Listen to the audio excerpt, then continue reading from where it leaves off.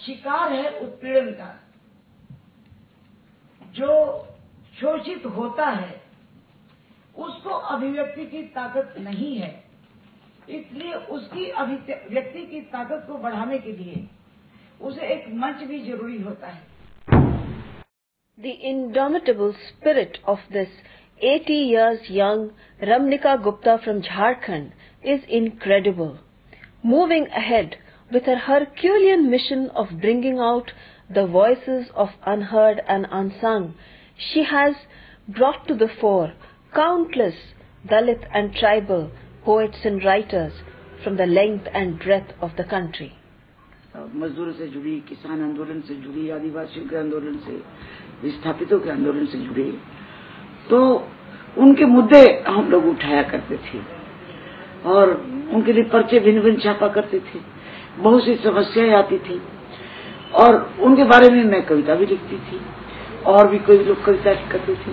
तो हमने शुरू में तो कविता गोष्ठियां अपने घर करानी शुरू की या सृजन का काम, साहित्य सृजन का, ताकि उनके विषय को लोग उठाएं। एक तरह के लोग जुटते थे, लेकिन उससे भी जब देखा काम नहीं चला और मजदूरों की सारी चीजों को हम एक्सप्रेस नहीं कर सकते थे खाली पर्चे के माध्यम से, तो हमने सोचा कि मजदूर, किसान, औरत और जिन भी चीजों पर हम सृजनरत हैं, सोचा कि पत्रिका निकाली जाए। और वो पत्रिका भी इसे नाम भी रखा चुन के आम आदमी, चूंकि हमें आम आदमी नाम से मिला नहीं तो हमें युद्धरत उसमें जोड़ना होगा, तो युद्धरत जोड़ा। चूंकि उस समय आंदोलन ही आंदोलन था चारों तरफ। 1985 में हम लोगों ने पत्रिका का पहला इश्यू निकाला, 85-86 के बीच।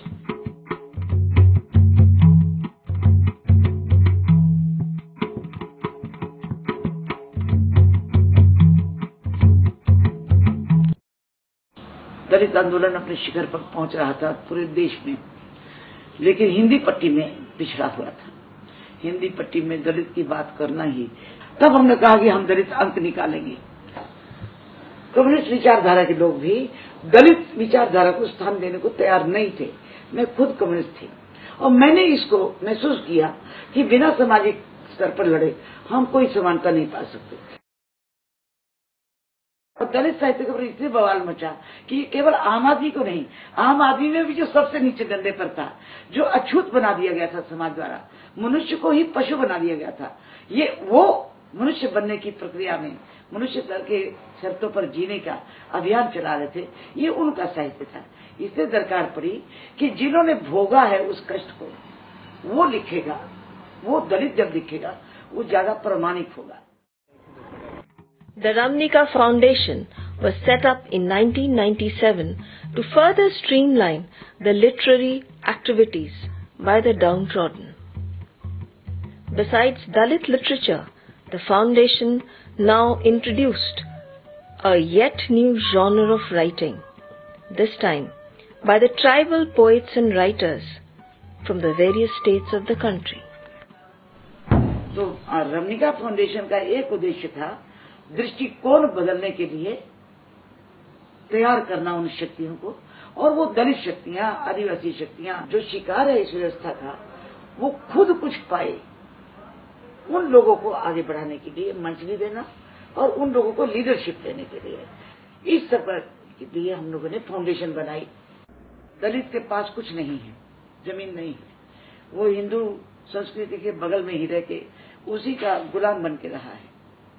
वेर जो आदिवासी थे, इनकी अपनी संस्कृति है, अपनी भाषा है, इन जंगलों में रहते थे, इनको सभ्यता बाहर किया गया था, लेकिन उस सभ्यता में रहते हुए इन्होंने एक शानदार सभ्यता को भी जिंदा रखा, जो ये सभ्य समाज भूल गया है। तो उस मूल्यों को, समाज को जो विस्थापित हो रहा था, जिनके पास जमीन थी, जमीन छीन रही थी, जंगल था, जंगल में प्रवेश बंद हो रहा था, जिसकी भाषा थी, भाषा नष्ट की जा रही थी, जिसकी संस्कृति थी, संस्कृति पर हमला हो रहा था, तो फिर हमने उस साहित्य को भी आगे बढ़ाया और उसकी एक विदाई चलाई।